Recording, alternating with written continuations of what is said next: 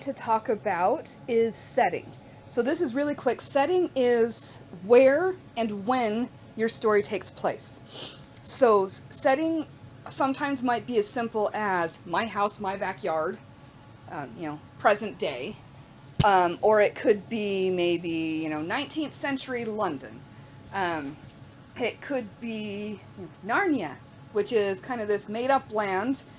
And when you have something like that, there may not be a specific time period, but you get clues as to kind of what time period it's supposed to be by things like clothing and technology, things like that.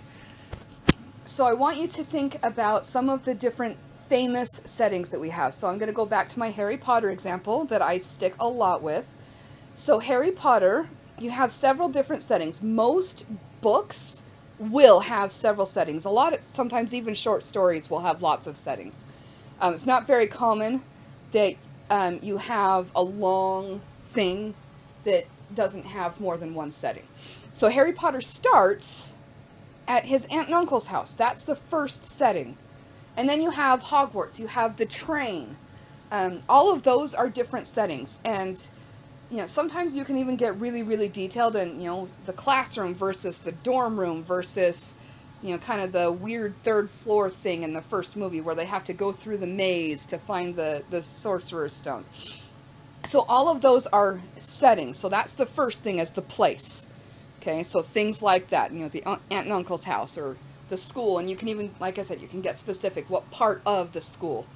All of those affect the story drastically.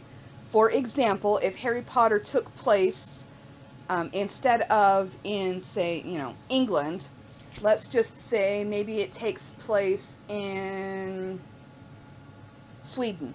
Okay, what might be different? There's probably going to be a lot of things that are different. For example, maybe the types of pets that they have access to, that's probably going to be different. I mean, they probably still have access to dogs and cats, but all of the Wizarding World's pets, those might change, Some countries, frogs are all over the place. Some, not so much. So that kind of stuff can change. Um, and then, in addition to the stuff that goes along with the place, you have the time period. Okay, so time period, like I said, that might be really specific, like present day or 19th century. The year 3257, it takes place in the future. It can be something really specific like that, or it can be really generic.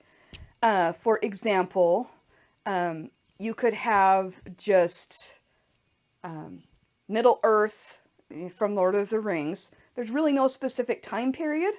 It doesn't say, okay, it's, 1887. Okay, so you don't have a specific time period, so you have to get your clues from things like the technology that they have. Do they drive cars? No, they ride horses. Okay, so that kind of gives you a clue as to the culture of the story, even though they don't outline a specific setting. A lot of times, they will be very specific, and they'll give you kind of the date or the semi-date.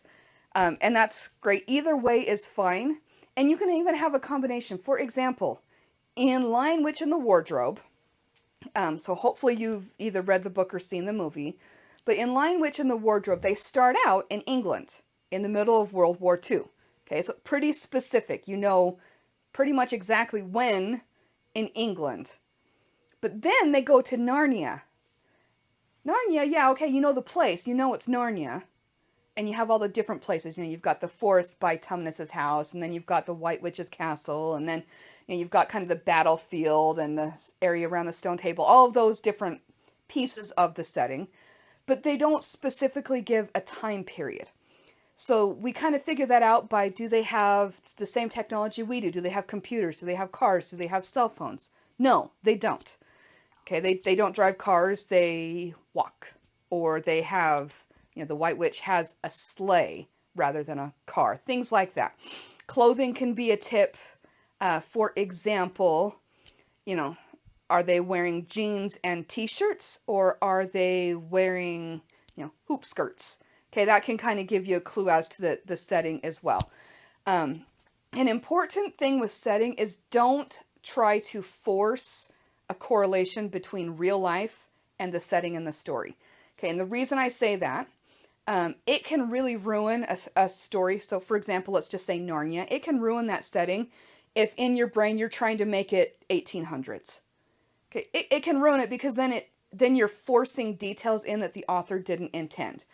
So when I say time period, if it doesn't specifically say, don't force it. Just go off of those clues, things like the technology and the clothing.